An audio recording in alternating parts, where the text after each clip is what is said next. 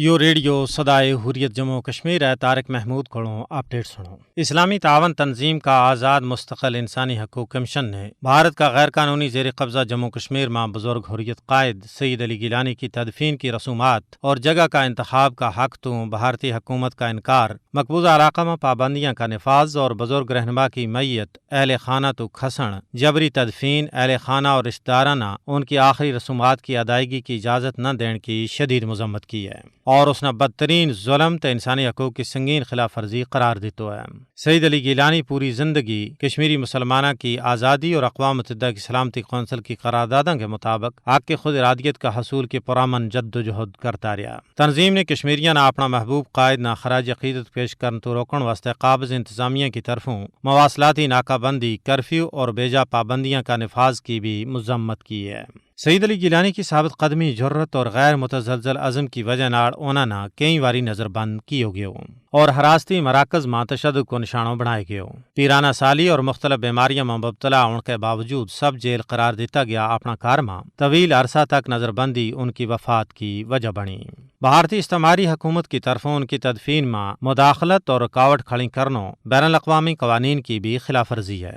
مقبوضہ علاقہ میں تعینات بھارتی فوجیاں نے لوکاں نہ کرم محصور رکھے ہو، لیکن کرفیو اور بھارتی فوج کی بڑی نفری کی تعیناتی کے باوجود مختلف مقامات پر لوکاں نے گروپاں کی صورت میں سید علی گیلانی کی غائبانہ نماز جنازہ ادا کی۔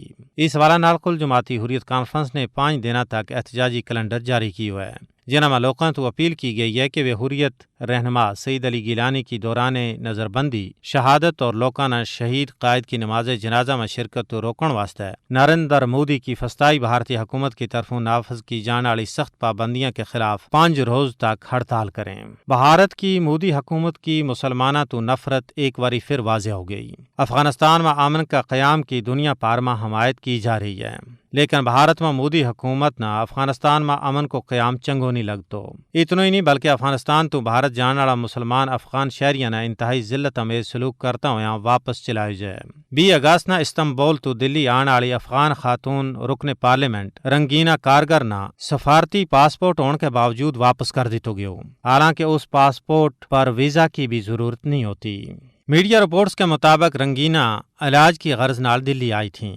انہاں کو کہنا تھا کہ غیر مسلم افغانیاں نہ بھارت آن کی اجازت دیتی جا رہی ہے، لیکن مسلمانہ نہ نہیں دیتی جا رہی، جبکہ پاکستان میں اس حوالے نال کوئی پابندی نہیں ہے۔ بھارت میں رہائش پذیر افغانیاں نہ کسی قسم کا حقوق میسر نہیں۔ بھارت میں کیا جانے والا سلوک انہاں واسطے چشم کشا ہونا چاہیے، جیت وہ شوق نال آنو چاہیں۔